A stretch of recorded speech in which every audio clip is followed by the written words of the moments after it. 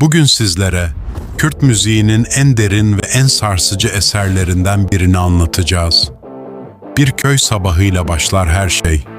Ama bu hikaye sadece bir köy hikayesi değil, sevdiğine kavuşamayan bir adamın, gurbetle sınanan bir kalbin hikayesi.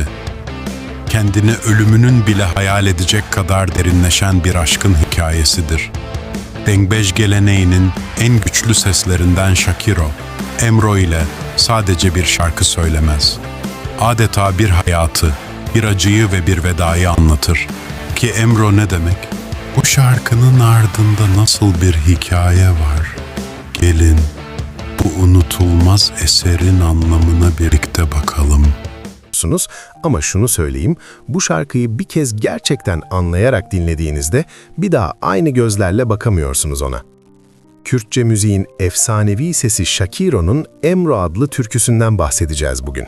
Bir aşk hikayesi, bir gurbet acısı, bir ölüm döşeği ve tam ortasında beklenmedik bir an. Hazırsanız başlayalım. Şarkı bizi hemen bir köy sabahına götürüyor. Dün sabah köyümüzün kızları ve gelinleri su almaya gitmişler. Basit bir görüntü değil mi? Ama Shakiro bu sahneyi öyle bir çiziyor ki sanki o köy yolunu, o su sesini, o sabah ışığını görür gibi oluyorsunuz. Kızlar geçiyor. Uzun boylu, ince belli, saçları siyah, bileğe kadar uzanan kollar. Anlatıcı onları tarif ediyor. Ama bu bir hayranlık değil, bu bir çaresizliğin tasviri. Çünkü anlatıcı hemen ardından şunu söylüyor. Miskinliğimi, yoksulluğumu geride bıraktım. Damgalı nişanlım, o rezil gönlü için o kalabalığın içinde süslendi o gece. İşte burada hikaye kırılıyor. Sevilen kadın, Dilber, başkasına verilmiştir. Nişanlıdır artık. Ve anlatıcı bunu köy meydanında herkesin gözü önünde öğreniyor. Peki ne yapıyor bu adam? Ağlıyor mu? Bağırıyor mu? Hayır. Şunu söylüyor.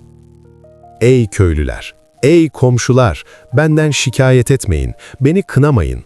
Yemin ettim, bir daha kendi nişanlımın yanında kimseye, hiçbir kıza, hiçbir geline selam vermeyeceğim. Bu bir onur meselesi.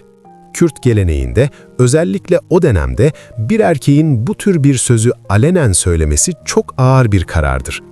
Ben artık bu dünyayla ilişkimi kestim demektir. Gönlümü verdim, gönlümü çaldılar, şimdi ben de kapılarımı kapattım demektir. Ama bu kapalı kapıların ardından ne kadar büyük bir yangın yandığını şarkının devamında göreceğiz. Shakiro sevgilinin adını söylüyor. Dilber. Kürtçe'de gönül alan demek. Ve onu tarif ediyor. Ama Doğu şiirinin o kendine özgü gizemli diliyle. Ey benim nazik ve narin dilberim. Fenani'nin kuzeyinden, vadinin güllerinden. Sine Dahr'ın eteklerinden, kardan daha beyaz olan. Bu imgeler bize bir yüz değil, bir his veriyor. Dilber somut bir karakter değil, o kaybedilen her şeyin simgesi. Ve anlatıcı dayanamıyor, döküyor içini. Ey zalim, bilmiyorum sen nasıl bir varlıksın. Ben senin için ölüyorum Allah aşkına. Bu bir sitem. Ama öfkeli bir sitem değil, kırık, yorgun, teslim olmuş bir sitem. Hikaye şimdi yer değiştiriyor. Anlatıcı artık köyde değil. Bu sabahın erkeninde Halep'e gidiyorduk. O yanık Halep'e. Halep. O dönemde pek çok Kürt için gurbetin sembolü olan şehir. İş için, ekmek için, hayatta kalmak için gidilen yer. Ve anlatıcı orada hastalanıyor. Yabancı topraklar oldu, iki sevgili ayrıldı. Ben hastalıktan bitap düştüm, yatağa bağlandım. Ne akrabam vardı, ne yakınım, ne kimsem, ne de sahibim. Bu dizeler, Kürtçe şiirde gurbeti anlatan en güçlü dizelerden biri olarak kabul edilir. Çünkü yalnızlığı sadece fiziksel değil, ruhsal olarak da anlatıyor. Yanında kimse yok, ateş içinde, yabancı bir yatakta. Ölüm döşeğindeki rüya. Ve işte şarkının en çarpıcı, en sinematik anı geliyor. Anlatıcı ateşler içinde yarı uyanık, yarı uyur halde yatıyor. Gözü uyku istiyor, kulağa bir ses arıyor. Başını kaldırıyor ve ne görüyor? İki ihtiyar, kederli, başımın ucunda duruyordu. Biri kefenimi biçiyordu, diğeri makasla ortadan ayırıyordu. Bu sahneyi bir düşünün. Adam ölüyor.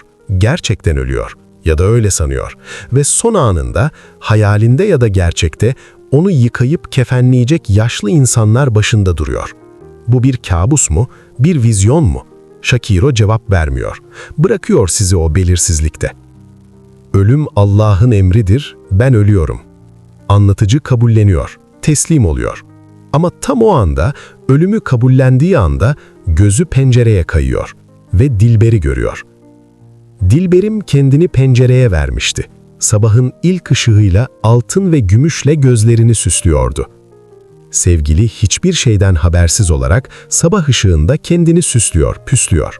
Belki düğününe hazırlanıyor, belki her sabah yaptığı gibi aynasına bakıyor.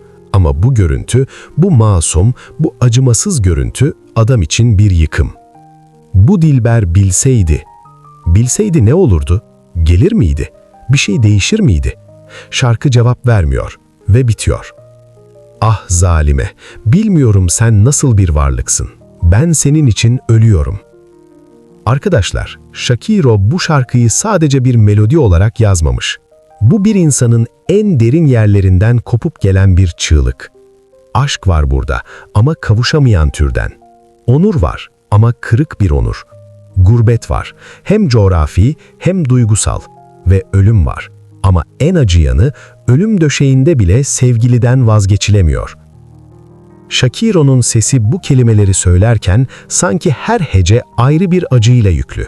Bu yüzden onlarca yıl geçmesine rağmen Emro hala yaşıyor, hala dokunuyor, hala ağlatıyor. Siz de bu şarkıyı duydunuz mu? Yorumlarda bana yazın. Bu şarkı size ne hissettiriyor?